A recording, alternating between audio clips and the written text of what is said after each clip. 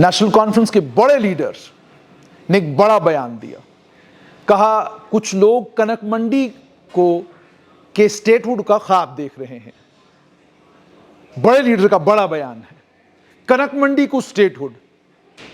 जब आप ये बात करते हैं तो इससे साफ ये पता चलता है कि आपको आज भी ये लगता है कि हाकिम वक्त आप हैं और ये जो निज़ाम है ये जमहूरी नहीं बल्कि ये निज़ाम आज भी बादशाहियत वाला निज़ाम है जिसमें एक बादशाह है और बस उसकी रियाया है।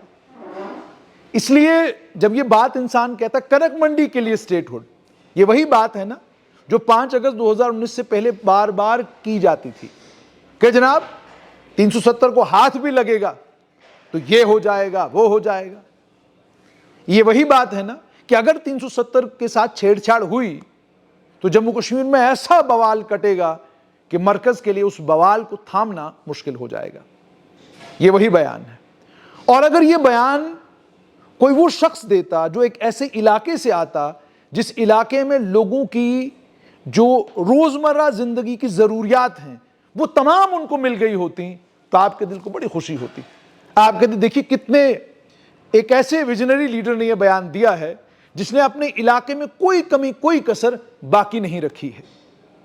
राजौरी पुंछ से आप लोग वाकिफ हैं, मुझे बताने की जरूरत नहीं और आपको हक है कि आपको जितना दिल करे मुझे गालियां दीजिए क्योंकि यह कड़वा है, सच है, आपको सुनना पड़ेगा। क्या बेहतरीन अस्पताल है राजौरी और पुंछ में? गवर्नमेंट मेडिकल कॉलेज राजौरी में है, क्या वो जम्मू कश्मीर का नंबर 1 गवर्नमेंट मेडिकल कॉलेज है? तमाम सहूलियात वहां पर आपको मुहैया हैं? कैसी सड़कें हैं राजौरी पुंछ के अंदरूनी इलाकों में? मुगल रोड का क्या हाल है? पानी बिजली सड़क का निजाम कितना बेहतर हुआ है इन इलाकों में? मेंढर का रास्ता मुझे आज भी ज़बानी याद है कि मेंढर के रास्ते की हालत क्या है।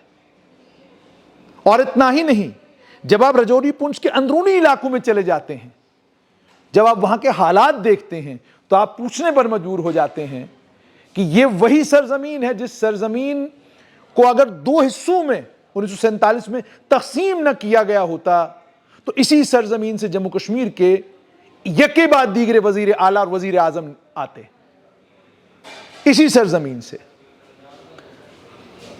क्या तमाम जरूरियात जिंदगी लोगों की आपने मुकम्मल कर दी हैं? बाबा गुलाम शाह बादशाह यूनिवर्सिटी का हाल क्या है? बाबा गुलाम शाह बादशाह यूनिवर्सिटी के बगल में मेडिकल कॉलेज कब बनाने जा रहे हैं आप? अच्छा चलिए छोड़िए, गवर्नमेंट मेडिकल कॉलेज राजौरी को बाबा गुलाम शाह बादशाह यूनिवर्सिटी के साथ एफिलिएट कर दीजिए। बाबा गुलाम शाह बादशाह यूनिवर्सिटी को जिम्मेदारी दे दीजिए गवर्नमेंट मेडिकल कॉलेज राजौरी की। अच्छा, नए इंजीनियरिंग कॉलेज पुंछ में कब बनाने जा रहे हैं आप?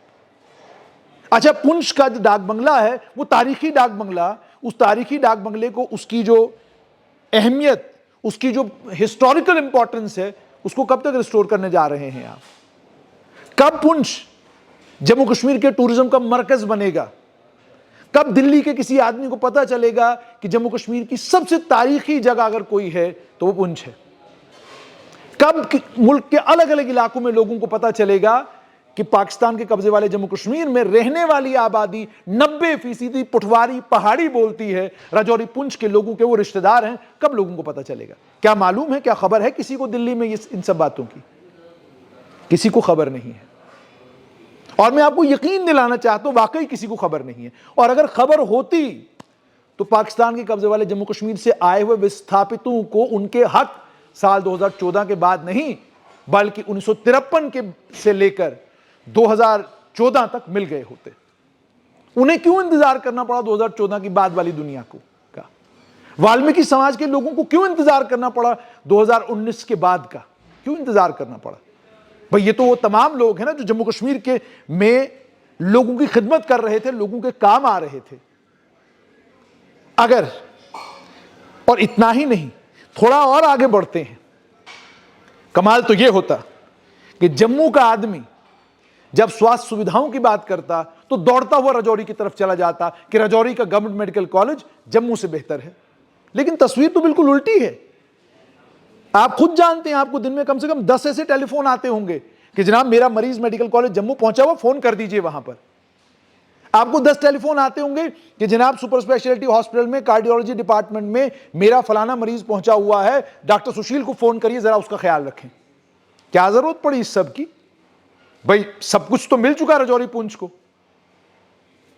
मैं इसलिए ये सवाल पूछ रहा हूं कि जब हम बात डेवलपमेंट की करते हैं, जब हम बात तरक्की की करते हैं, जब हम बात आगे बढ़ने की करते हैं, तो आप जिस महकमे के वजीर हैं, आप उस महकमे की जब पुरानी फाइलें खंगाल कर निकालेंगे ना, और आपसे पूछा जाएगा कि जनाब बगलियार का हाइड्रोइलेक्ट्रिक प्रोजेक्ट किस सन में शुरू हुआ, किस सन में खत्म हो, वजह क्या?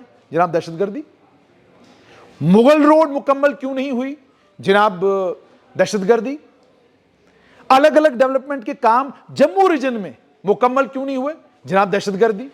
और ये मैं नहीं कह रहा हूं, आप 2019 से पहले जब भी भारत सरकार जम्मू कश्मीर की हुकूमत को यह पूछती कि आपका यह प्रोजेक्ट अभी तक मुकम्मल क्यों नहीं हुआ, तो जवाब यह मिलता था कि जनाब ये इसलिए मुकम्मल नहीं हुआ क्योंकि कश्मीर में डिस्टर्बेंसेस थे, जनाब ये मुकम्मल इसलिए नहीं हुआ क्योंकि फलां जगह हमला हो गया था, जनाब ये मुकम्मल इसलिए नहीं हुआ क्योंकि जनाब हड़ताल इतने दिन थी। यही जवाब मिलता था, यही जवाब मिलता था ना। तो मतलब साफ तौर पर यह है कि अगर कोई पूछे भद्रवाह में पर्यटन क्यों नहीं, अगर कोई पूछे बन्नी बसोली में लोग इतने बेहतरीन टूरिस्ट स्पॉट हैं, लोग वहां क्यों नहीं जाते, तो जवाब दो आते हैं। एक, जनाब वादी थोड़ी है, खूबसूरत तो वादी होती है, लोग वादी देखने जाते हैं, पहाड़ देखने तो लोग नहीं जाते। ऐसा है क्या? और मुझे ये बताइए,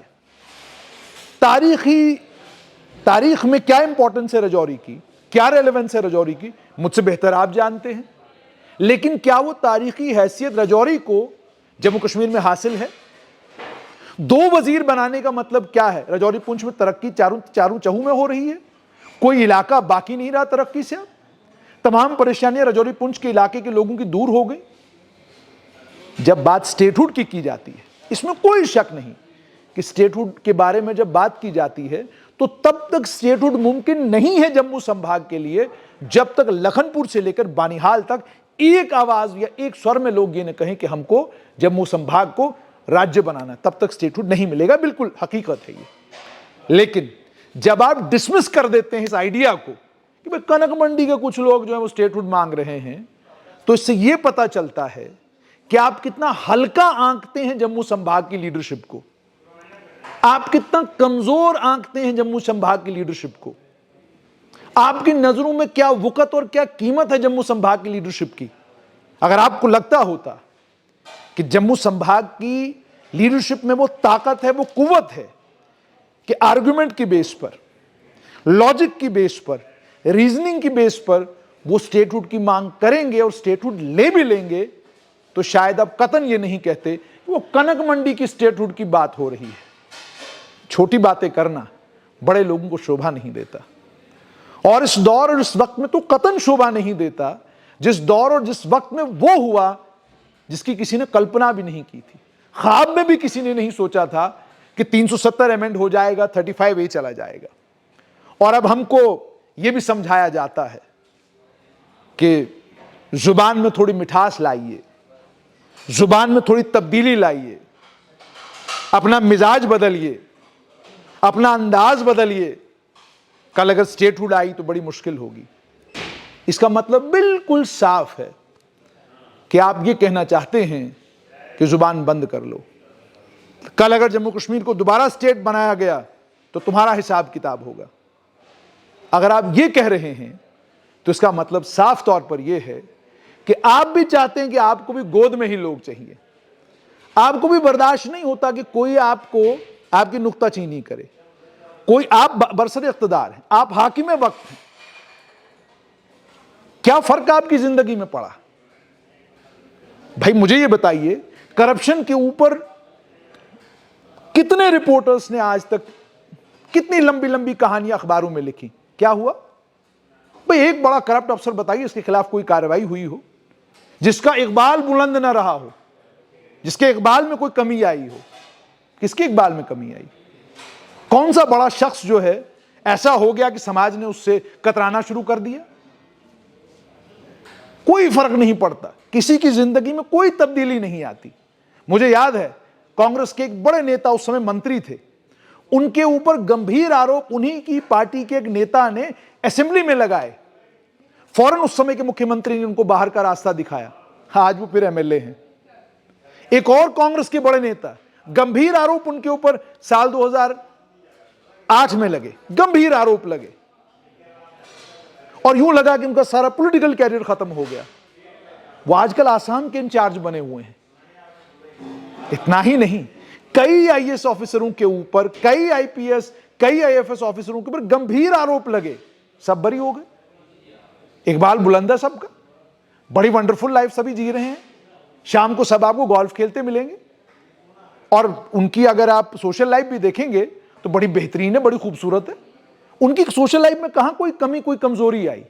कोई कमी, कोई कमजोरी नहीं आती। तो इसीलिए जब आप आइडिया को डिसमिस करने लगें और आइडिया को इतना बौना कर दें और यह कहें कि कनक मंडी की स्टेटहुड की बात की जा रही है, तो उससे अफसोस इस बात पर होता है कि कोई नया नया लीडर ऐसी बात करे, नया नया सियासतदान ऐसी बात करे, या वो सियासतदान ऐसी बात करे जिसने पूरी जिंदगी आराम और सुकून देखा हो, तो चलिए हम कहेंगे इन्हें पता कुछ नहीं। लेकिन वो सियासतदान जो है एक ऐसे खानवादे से आता हो जिस खानवादे ने जम्मू संभाग की जबरदस्त खिदमत की है, वो जब स्टेटहुड के आइडिया को डिसमिस करते हुए ये कहे कि कनक मंडी की स्टेटहुड की बात की जा रही है, तो इंसान को ये कहना पड़ता है कि ख्वाब तो ये भी नहीं था, सोचा तो ये भी नहीं था कि 370 होगा, सोचा तो ये भी नहीं था कि 5 अगस्त होगा, लेकिन हो गया। और ये भी कोई बड़ी बात मरकज के लिए नहीं कि अगर जम्मू कश्मीर के हालात आगे की तरफ गए, बेहतरी की तरफ गए, तो दुनिया और खूबसूरत हो जाएगी। लेकिन अगर हालात इधर उधर गए तो कनक मंडी को स्टेटहुड मिले न मिले, पर जम्मू को स्टेटहुड मिलने की संभावना बहुत ज्यादा है।